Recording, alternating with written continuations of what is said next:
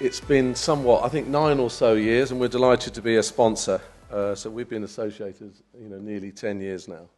So let's get this working. So the emphasis really on, I guess, in my presentation today is to talk about the value of the ecosystem, specifically, and the talking points, along the lines of the themes, really, in terms of the past, present, and future. But I'll talk about, some of the challenges around IoT security and what we've learned and what we see. We've talked about some of the latest stats. I noticed one of my slides was already used in an earlier keynote, which hence I knew the answer, which was a house point for me if no one spotted that. But I think, what's really interesting, when I look back, and I tried to find one of these 9, 10 years ago, but it didn't exist then. I do like these summary slides, but I think what's interesting here is it talks to, on the slide, what does the C-level or what a CEO is really talking about. And this is one that came out right just before the pandemic broke. And you can clearly see the pandemic remote working was an absolute priority. But the good news is some of the IoT security or IoT digital transformation topics and themes were absolutely rife. IoT, digital twins, security, supply chain, many of which you see today. And so then I fast forward to the one that's just been published. And it's interesting because, we're dealing with security. We're always fighting for agenda space, mind share, making sure security is a serious subject. And you can see, I almost can't wait for the presidential election, and clearly the UK election has happened recently, so that then security can become more of a significant topic. But it is worth noting AI, the significance of AI, and we've talked about that already this morning, and how that's going to really overlap and encompass security and becomes an even bigger priority in terms of harnessing that going forward. So, by way of a company, we really focus on the identities piece of the market. We've been doing it for a while. We have a software platform called Keyscaler, and it's very important just to recognize that really we wouldn't be successful as a company if we hadn't harnessed the ecosystem, because most people really are looking for some form of automation and how you're managing identities through the life cycle, and really working with the ecosystem. I'll give you some examples of that. Have been very, very significant and really enabled us and harnessed, our success to date. And just quickly, and it's not so much to talk through our platform, but if you look at the various steps or stages we have to go through as we engage with the customer, it is critical that, there is a good level of integration. I haven't met any customer who throws out their legacy technology to deploy new to try and solve, especially some of the new paradigms that come from IoT security. I mean, introduce me to one. Everyone wants to leverage existing investments they've already got or interact. And there are real good examples of that. And you've seen compliance or standard bodies often being referred to today, but, good examples of vendors forming integration. How are you able to update a device that's in the wild, that's been there for several years, as many of them are. Some of them are out there for 30 or 40 years. So how can you deliver software updates? So code signing is a good example. So how do you deliver code and sign the code securely? So, we had to build an integration and a key partnership with a company called Venafi to address that. You saw Thales earlier. We work with Thales, we work with Entrust and other PKI vendors. Very important that we can integrate into HSMs but leverage PKI, because customers have invested on their corporate side, and they absolutely consider PKI as paramount and strategic going forward on the IoT side. And then the application vendors. Microsoft and Amazon absolutely dominate the space. If you don't integrate with those application or those cloud platforms, customers will struggle to deploy or effectively get the value. And I see, a convergence that we talk about identities, and we've been dealing with, companies like CyberArk, Beyond Trust and others have been dealing with identities of people for years, but how do you deal with identities for things? And so there's that convergence of things and people and how they interact. So it's important you think about how you integrate, build those integrations, or at least have technical alliances with some of that, with either competitors or collaboration. So in terms of a quick glance at some of the modern challenges, you saw this slide earlier, and it shocked me actually. When you look at, we talk about cybercrime, And it is now the third largest economy in the world, and I guess it could rival the second one. But more importantly was the scale. So just in the scale of money that's being attributed, it's absolutely enormous. I mean, just, when IoTSF started out, it was a 3 trillion or so business, and now very quickly, in a matter of 10 years, it's more than tripled in size and scale. And this is really, really important. The market opportunity is huge. And you've heard about already this morning about nation states. I mean, nation-state threats, and it's impressive. The number of attacks really that are led by nation states. I was privileged to be invited at a dinner about 3-4 months ago, and there was 25 CISOs in a round table, and some of them from very large, leading global companies. And it was I was privileged to be there, but it was very interesting to hear. Their number one thing that they cared about and they talked about was the attacks from potentially nation states or known threat actors. And so these are well known, and there's absolute focus from them and their core teams effectively dealing with, C-level protecting the companies. But then when you look at, the number of challenges that they face, their world is tough. There is such significant fragmentation in the industry. That's something they have to deal with. And I don't know whether you've ever... This grid here refers to Mementa Cyber or Momentum Partners. There's a number of these IoT sort of market grids, but it's definitely worth looking at. I met them about 5 years or so ago, and at that time, organisations typically dealt with about 50 or so, or bought or purchased 50 or so cyber technology in their enterprises. They were trying to deal with the large, complex cyber landscape. But I think, what's really interesting now is that number's moved up to 80. But why? I mean, the threat landscape has increased. Identities is still, the largest and biggest sector. But you have so many vendors. And if you just think of that landscape, the one from the left to the right, I mean, how do organisations deal with the complexity? There's new categories, there's new vendors, and many have been acquired by people on the right. So when you add all that up, the whole breadth and depth of having to deal with that is very complex. And again, going back to feedback you get from when you speak to CISOs is they want one platform to be able to deal with all of these type of technologies, which I think is quite challenging in itself. When you look at that. So if you look at identities, and I touched on that before, and typically, I guess today we talk about machine identities, or in the IoT Software Foundation, I guess it started out as consumer threats, and then it's evolved to on the enterprise side. But really, you just look at the challenges where people were mentioned earlier, where they're both an asset but also a risk. And I guess, when you've got half of your identities having access to sensitive data, that's really important. But then when you look at machines, the scale of machines, whether it's Gartner, Forrester or others, it's somewhere between 50 and 100 in terms of the scale of things to people. The problem is only going to get worse. So it's really a scale thing, and it's also a complexity thing that I touched on before. And I think these are the type of things that we've got to figure out as we go forward. And automation clearly is very important in this. And you only have to overlay AI, again, and you'll see the significance of that.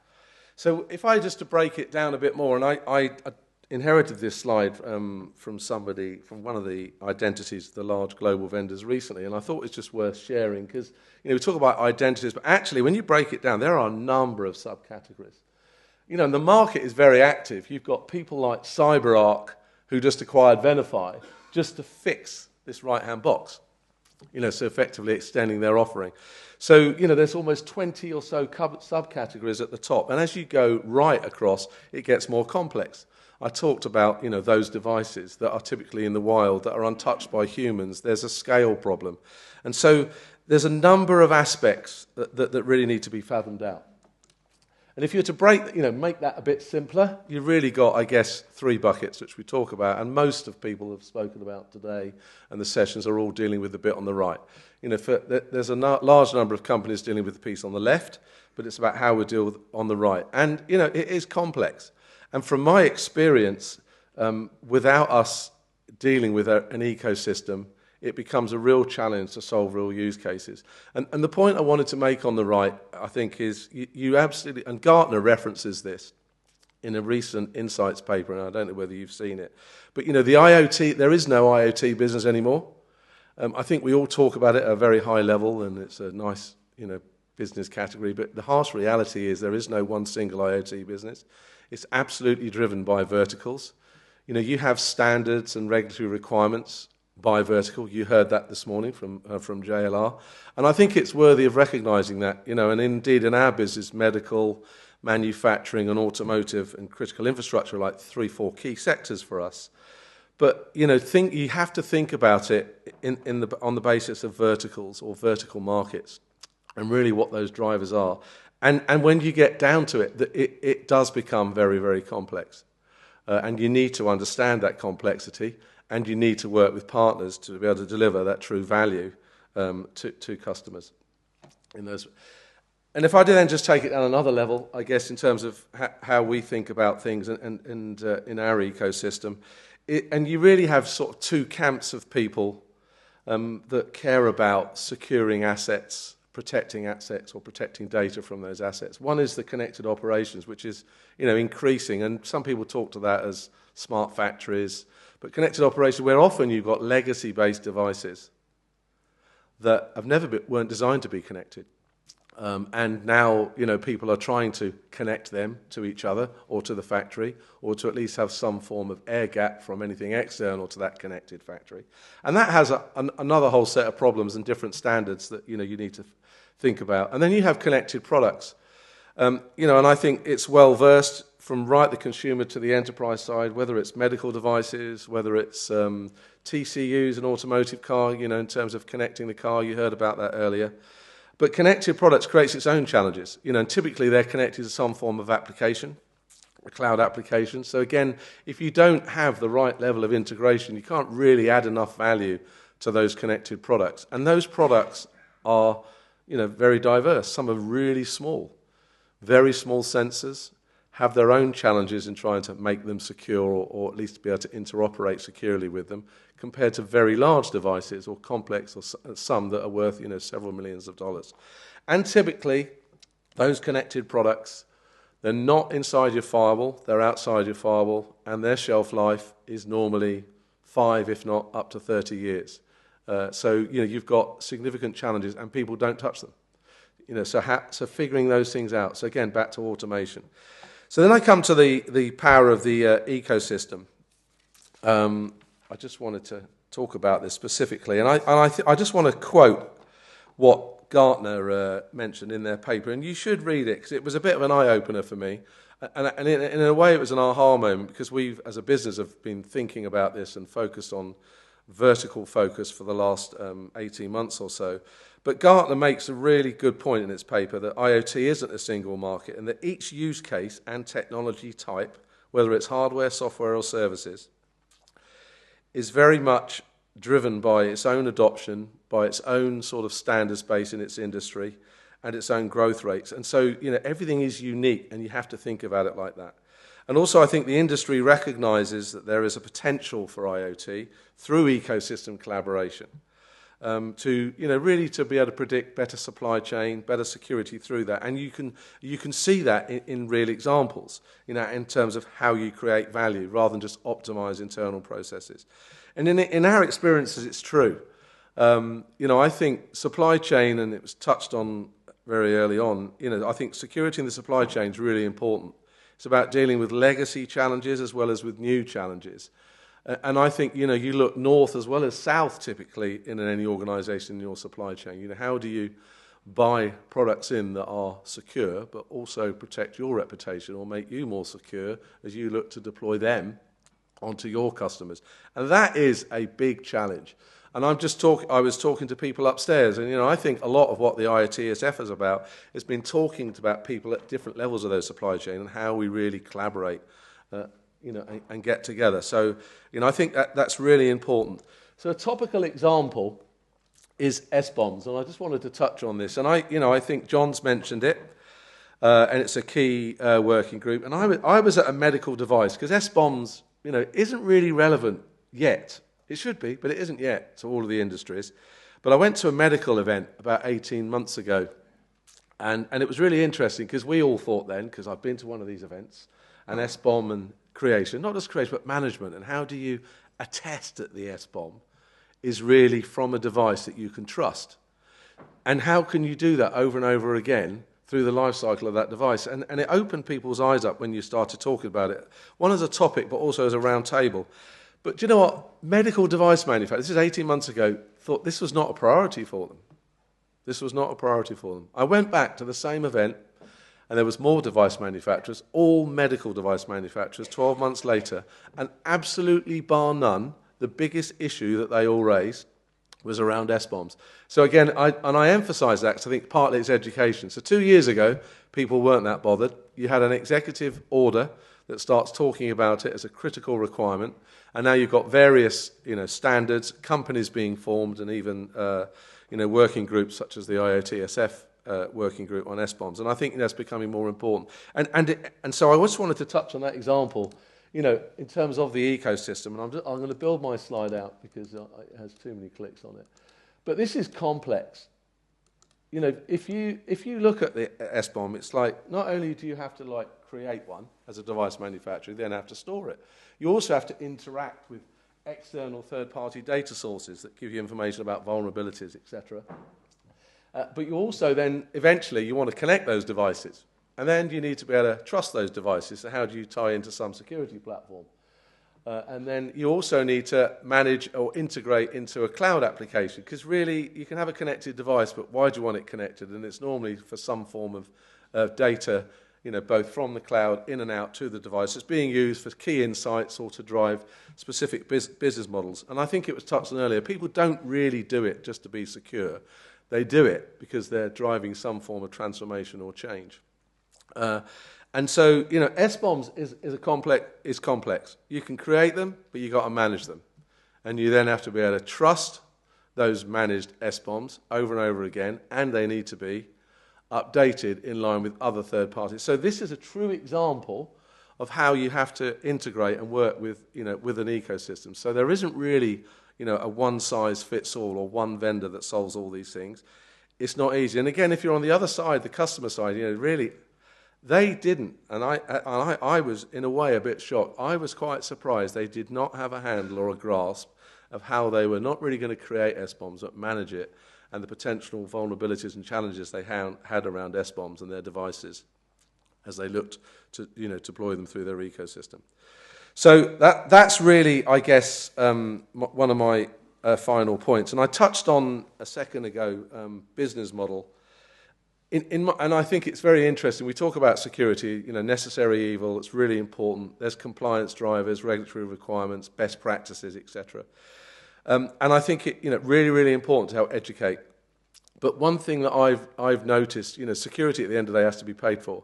And I think it's really important as you build out your solution or you're working with your ecosystem partners, you absolutely understand and verify, is there a business model? I have been quite surprised where people have got great ideas, great, connected products and connected services, but they don't have a business model. And so they've, spent 2 or 3 years in some way creating POC pilots to bring it to production.